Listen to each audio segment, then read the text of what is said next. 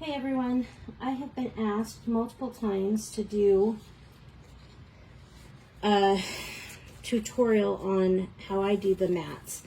I'm sure there's a bazillion ways people do them, but I'll show you the way I do mine. I print my borders in strips that are 2 inches wide so that there is a bleed. Because if you look at the mat, you have rubber here, and so it's not going to affect that one bit, but it gives you a little bit of leeway. So when I do my borders, when I started, I would just do one at a time, but it makes it much more time consuming.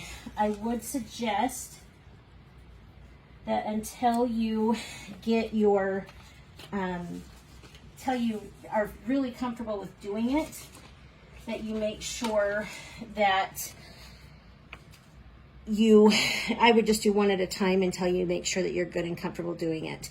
If you look at this border, the one thing, the houndstooth and the buffalo plaid, I try to pick borders that are fairly easy, that if I get off on the pattern, it's not going to be noticed very much.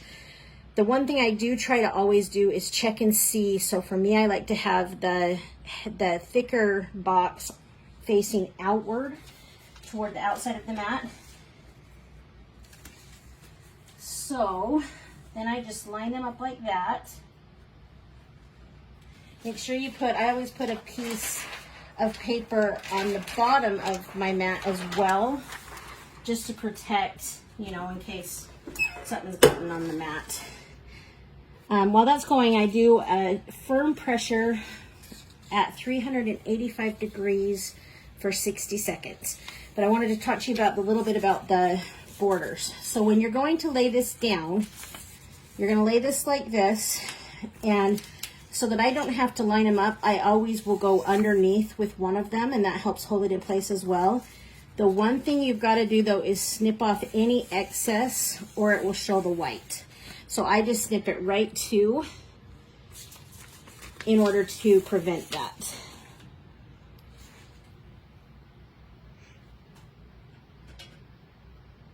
It really is not as hard as it appears. Once you get it, it's easy to do.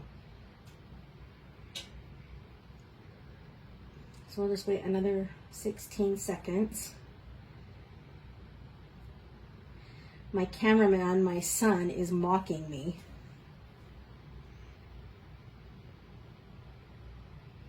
And this, my friends, is why I do not do lives.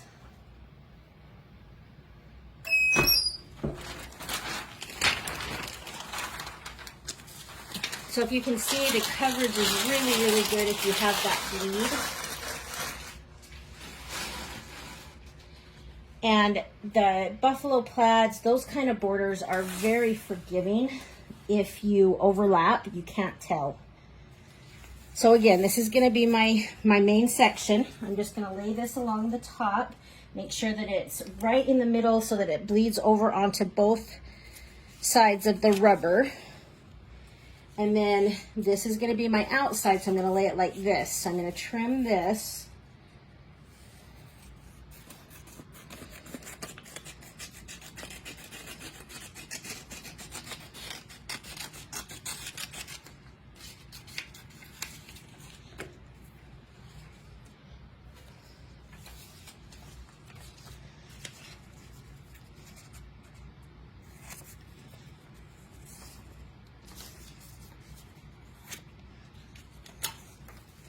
And I always save my,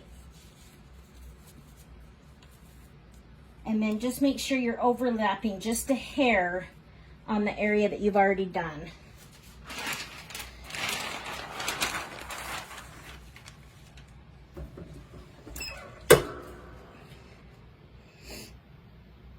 I always save my scraps. With any of the designs you get from me, I put 6 borders per 13 by 19 page. And so depending on what design you're doing, you may have some extra. So I save them. With sublimation prints, you can save them for up to a year as long as they are kept in a warm, dry place. So I just save them, but I also save the scraps because on occasion you'll have something go wrong where you miss a spot or it doesn't overlap the way that you think it should. And so you have to fill in with a little piece. And like I said, the buffalo plaids, the houndstooth, those are very forgiving if you make mistakes like that. And trust me, you will.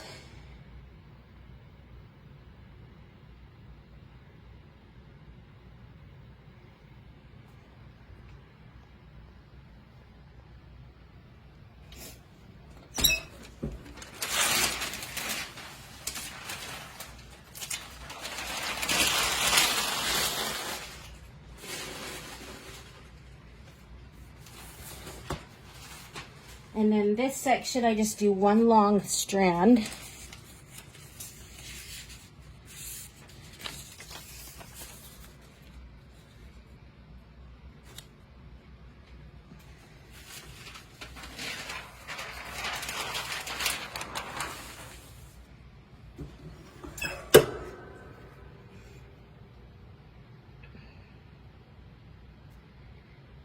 I used to do this with a 15 by 15 press, and it is still very possible. It's the same idea. You just have to do more presses. In the middle, when I had my 15 by 15, I would do four cuts for the center. Depending, I like to have my entire center full. I like a nice big design, but you could make it small enough so that you only had to do two. But it was still very easy. I did a lot of that. I did several of those before I upgraded to a larger press. The other thing I like about doing my borders first is that it's heating up the center, getting all of the excess moisture out so that the center print takes better.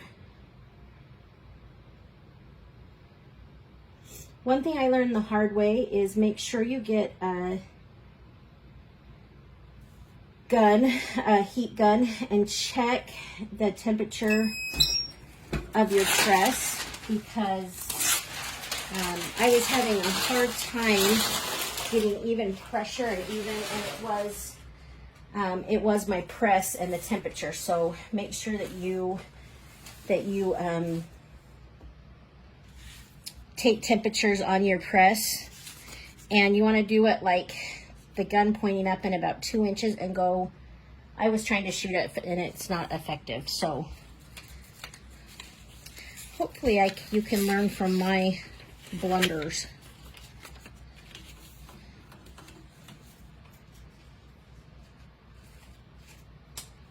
All right, so the same idea.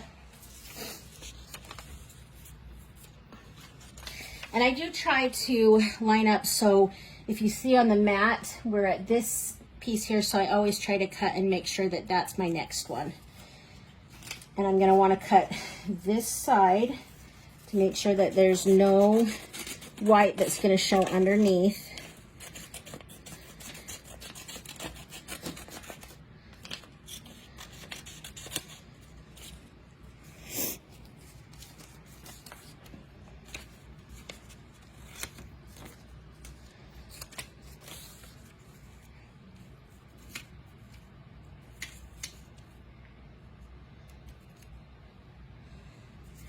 And yes, I know that nobody would probably see that little area right there that's not subbed, but it's going to drive me nuts. So I'm just going to use one of my little tiny scrap pieces to fill that in.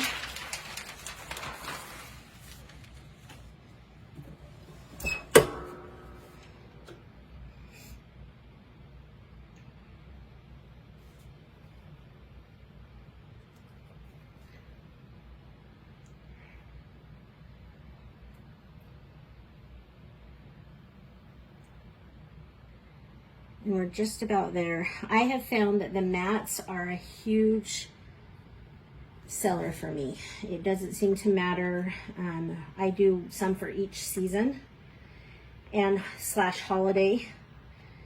And I have done very, very well on the mats. You don't have to do borders. There's a lot of folks that don't do borders. For me, I'm kind of picky, and I just like the way the borders make them look, but you wouldn't have to do those.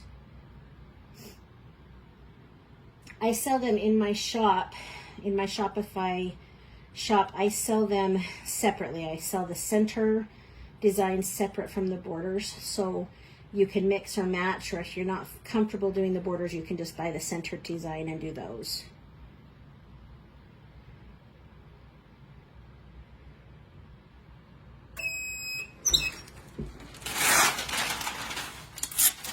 All right, so there's your border all done.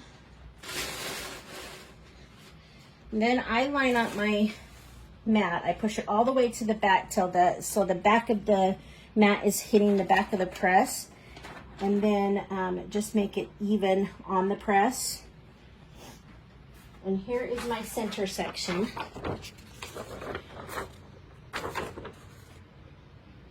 I've pieced it together so you can see the back.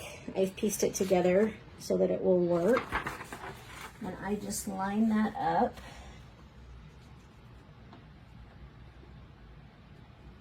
And make sure it's even from here to here. This one I would do from top to bottom. However, this one is a bleed into the top of the mat. But I make sure that the bottom letters are all even.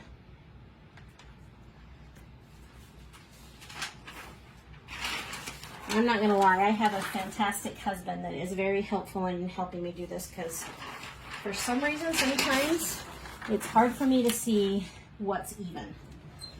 And he has a really good eye for that, so he's good to help me with that.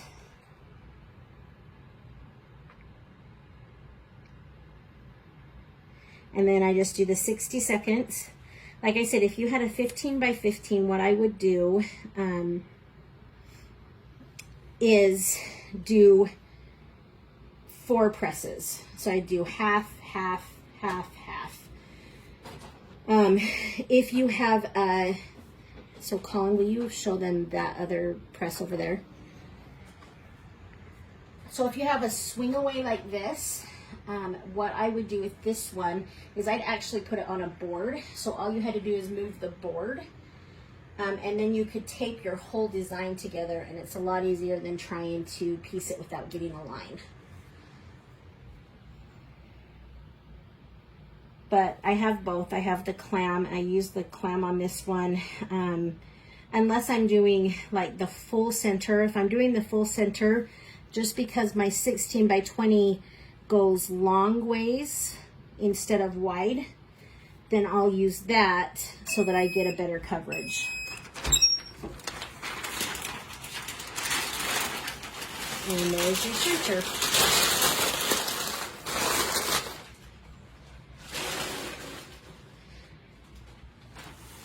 So that's your finished mat. I let it cool down, and then I have a tag, and I just got a cheap, it's a doll, it was like 10 bucks off of Amazon, where I tag them in the corner with my card logo, and that's how I package them. So anyway, I hope you learned a little bit today. Thanks for watching.